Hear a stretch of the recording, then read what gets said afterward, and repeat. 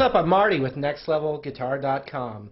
What I wanted to talk about in this lesson is what to do when you're in a rut. Basically, you've learned a G chord, you've learned a C chord, you've learned an E minor chord, you've learned an A minor chord, you've learned a D chord, and you're probably really frustrated trying to get the B minor chord. Maybe not. Maybe you got it. I don't know. I'm just thinking of myself. I remember all that.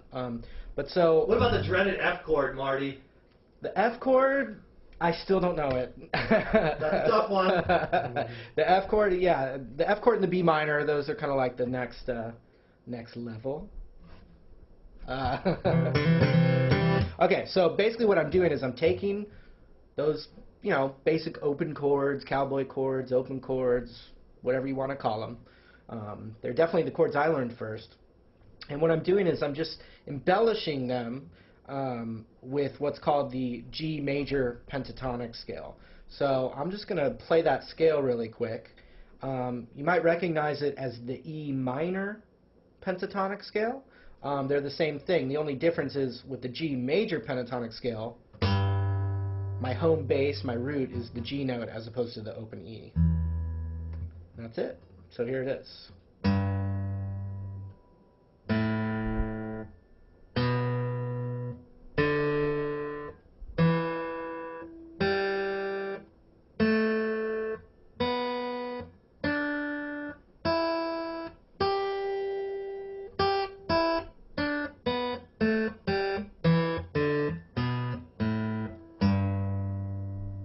Okay, so that's something really good to practice.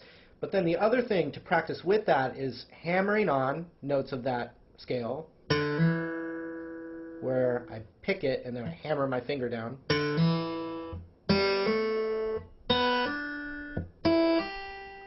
And also pull-offs, where the finger's already down, I pick it and then pull it off.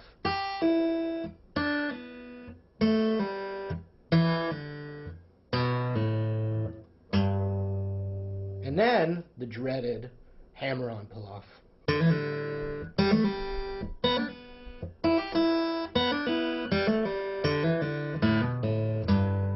Okay, but so then what I'm doing is I'm just using that idea. There's a few different ways to approach it. One is to play a chord, like a G chord. You can play it this way too, but I play it this way for this particular concept. I strum a chord, and then I fill just tiny little melodies from that scale within the chord progression. So if I have, just G, C, and D. I play a G chord, and then I'm going to do just a little embellishing. C chord, a little embellishing. So forth, so on.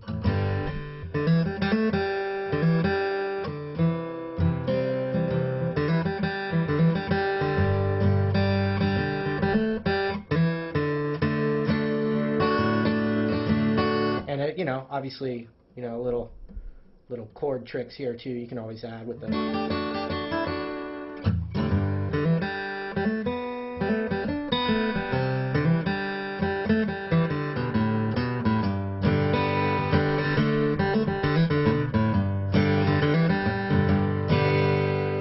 And you can start real basic, literally just.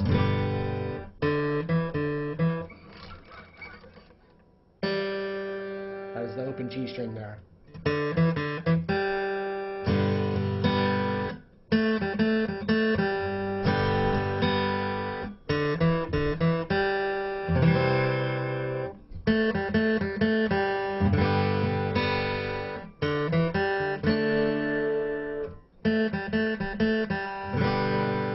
And all of a sudden, I was really just doing one or two strings there.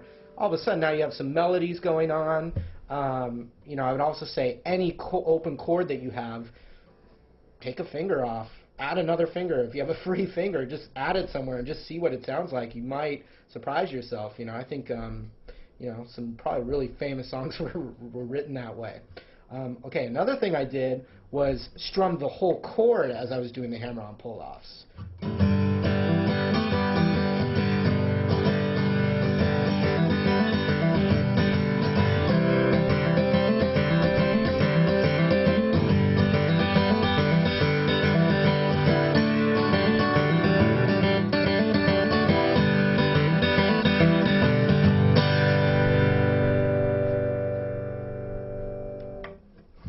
other trick.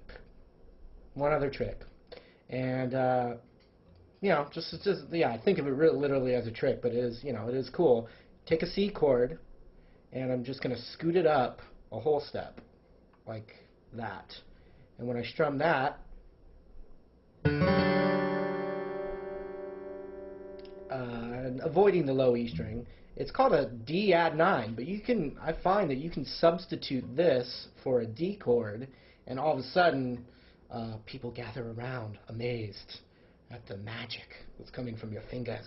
Okay, so instead of a D chord this time, I'm going to play this C up a whole step, and you know, with all the same other ideas.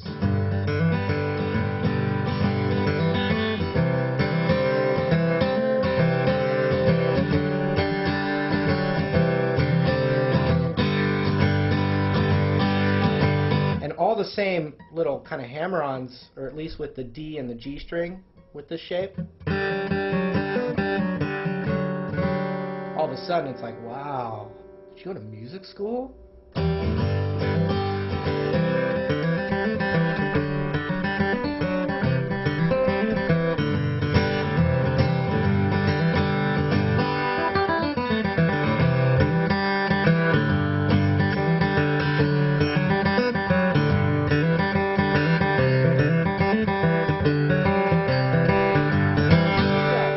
With nextlevelguitar.com. I hope you enjoyed just kind of getting a little piece of what I've learned on my guitar journey. And if you liked what you saw, go over to nextlevelguitar.com. Check it out. There's a ton of material to learn from. Acoustic, rock, funk, blues, everything in between.